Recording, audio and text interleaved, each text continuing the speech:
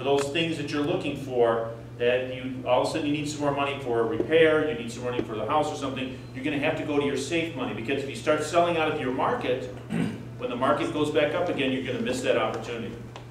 Now, diversification is a critical piece of this whole idea, and safe money is part of that overall diversification strategy. If the market goes down 50%, how much does the market have to go up to recover my losses? 100%. 100%. To get even, the market has to increase 100% to get even. That's the risk with market fluctuations. That's why equity positions, even for young people, you need to look at a very long-term horizon for your equity positions. You really need to have a long-term perspective, and you want to balance that off with other assets, both bonds and safe investments. The other thing is safe money is secure. Who guarantees CDs? Banks. FDIC, banks. Who guarantees annuities? Insurance. The insurance company. And that's actually backed up by the state. State insurance commissioner actually has a fund, so if something happens to a insurance company, they can back up the promises of that insurance company.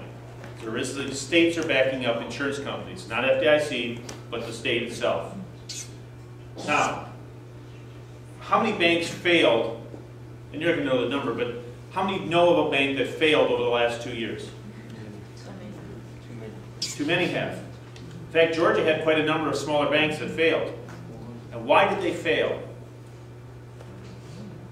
What's that? Bad loans, but more so bad investments. They made bad investment choices. They put risk on the table. And that's the thing you have to look at with the company that's giving you those guarantees, is what kind of risk do they engage in? Are they a risky company? If they're a risky company, then you may have to rely on the FDIC. You may have to rely on the state regulators. The FDIC and the state regulators do not have to give you back everything you lose. So you don't want to get to that point. You want to make sure that the first line of defense, the organization you're investing money with, is a very safe organization. How many of you are aware of ratings and ratings agencies? Yeah. You know what those are? They're third parties that actually evaluate different institutions. They evaluate banks, they evaluate companies, they even evaluate different bonds, they evaluate investment options, they evaluate insurance companies. And they grade those companies based on how secure they think those companies are. Ratings are very important because they're at least one level of testing for how strong an organization is. Second thing is size. Larger companies typically are more safe. Now, having said that, what's one of the largest companies that basically failed? AIG. I actually worked for them. So I know exactly what happened there. Yeah, the rest of us own it, that's what he said. That's right. Yeah, you all own the company. And the dangerous thing about AIG and what happened there is the reason that the United States bailed them out is because what they actually did was secure a lot of notes, a lot of bad loans that the banks were covering. So really AIG was supporting small regional banks. If they had let AIG fail, 500 regional banks would have failed. So it wasn't so much that they bailed out AIG as they actually bailed out the banking system. And that's something that you're probably not aware of, but that's why, if you wonder why do we bail out a company, it's because that company was actually backing up the financial institutions. So everything's so interrelated. You need to be careful about who you're doing business with to make sure that they're safe, and rating agencies are a good way to do that. The other thing you want to make sure is, well, you can't make sure of this, but what you're really trying to find is tax-free money. Because what's been happening to tax rates over the last 20 years, actually over the last 70 years? Increasing. They've actually been dropping. And let me show you something. Oops. I've got three hands here. Hang on a second.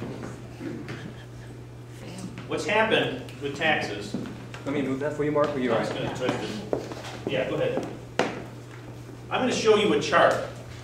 And this is actually going back since about 1930. Okay.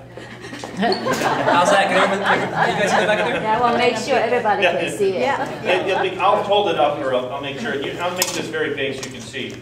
But I'm going to show you a chart. Okay? Anybody know what this is, other than a turtle? Tax rate over the last 70 years. It's tax rates over the last 70 years. This is the highest marginal tax rate over the last 70 years. For 50 of the last 70 years, the top tax rate has been 70%. The top tax rate has been 70% over half the years for the last 50 years. So 70% tax rate is the top tax rate. Back in 1986, we had a drop in tax rates. What was that proposal that changed that? Who was in president at the time of that? Reagan. So the Reagan tax cuts is what they're talking about right now, because the Reagan tax cuts brought us to here. Now, what happens is that the lowest tax bracket, and this actually goes like this, the lowest tax bracket has been pretty consistent through all that time. What the government has known, and has always known, is the wealthier people are the place to get extra money.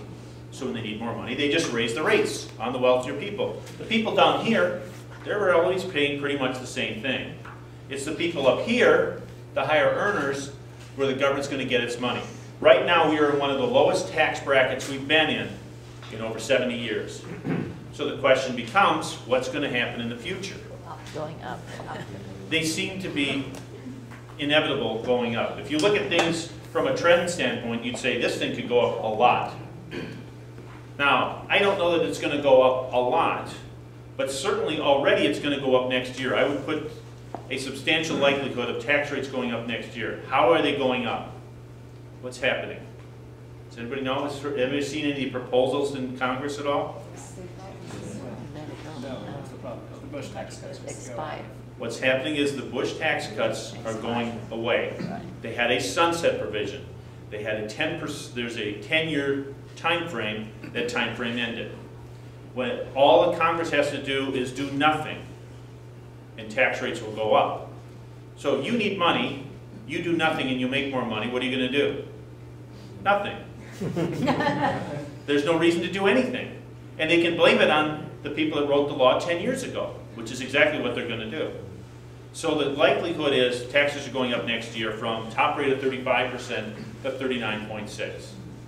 Now that doesn't sound like a bad number, 35 to 39.6, that's 4.6%. But actually, if I go from 35% to 39.6%, it's actually a 12 to 13% increase in taxes. If you really look at it, it's not 4.6%, it's 12 to 13% increase. Small changes can make big differences. I'm going to, can you? Yeah, absolutely. Sure. So now, what we've got a situation where we need to find safe money. So let's look at some of the things we can use for safe money. Money market accounts, 92 basis points, that's less than 1%. And that's for one of the highest rates that are out there. There are money market accounts that are actually showing 40 basis points, less than 0.5%, and some that actually went negative for a period of time where interest rates went. I had lunch with a friend at Wachovia yesterday, and I think it's 0.75. 0.75. And that's Wachovia is one of the bigger ones out there. Money market accounts are safe, they're accessible, so they satisfy a couple of criteria. Are they taxable? Yes. Yes, they're taxable. And they're only making you less than 1%. Now municipal bonds, 1.67%. So you see municipal bonds at 1.67%? How many years is that? 30 years. But anywhere from about 2 to 5 years, you're only going to make 1.67%. If you want to make 4%, how long do you have to go on a municipal bond? How far out? 30 years. 30 years. You have to lock yourself into an investment for 30 years. What if interest rates go up? What's going to happen to the value of that bond? It's going to go down, and the only way to get the full value of that bond is to wait those 30 years. And if the bond company, the person who issued that bond, the state or municipality that issued that bond, has a low interest rate, are they ever going to pull that note back? Not a chance. You're truly going to have to sit for 30 years to get your money out of that. So there's a lot of people